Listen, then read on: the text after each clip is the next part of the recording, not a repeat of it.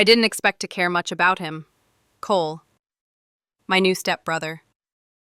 When my mom married his dad, it felt more like a logistical nightmare than a fairy tale.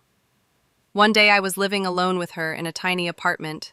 The next, I was sharing a house with this tall, quiet, hoodie-wearing guy who barely said 2 words to me.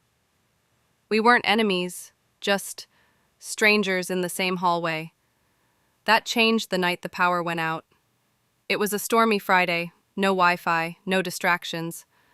I was on the living room floor with a flashlight and a book when Cole walked in, looked at me and said, "You're gonna wreck your eyes doing that." I rolled mine. "You sound like my mom." He laughed a little and sat beside me.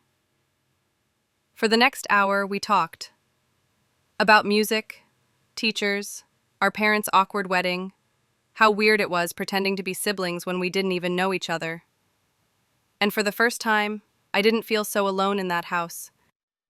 After that, things shifted. He started knocking on my door just to talk. I'd steal his hoodie and he'd pretend to be annoyed. We'd tease each other at dinner and stay up too late watching old movies.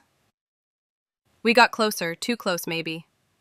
I tried not to notice how good he looked when he smiled, how his voice dropped when he was tired, how he started looking at me like he was trying not to look at me. But then one night on the porch, sharing a pair of earbuds, our knees touched, and neither of us moved. I looked up. So did he. And I kissed him. It wasn't some wild, dramatic kiss. Just soft, careful, curious. He kissed me back. And that was it. The point of no return. After that, we were careful, secretive. But it wasn't just about sneaking around. It was the way he held eye contact for too long, the way his hand brushed mine at the kitchen table, the silence between us when our parents were talking, and we couldn't say what we were really thinking.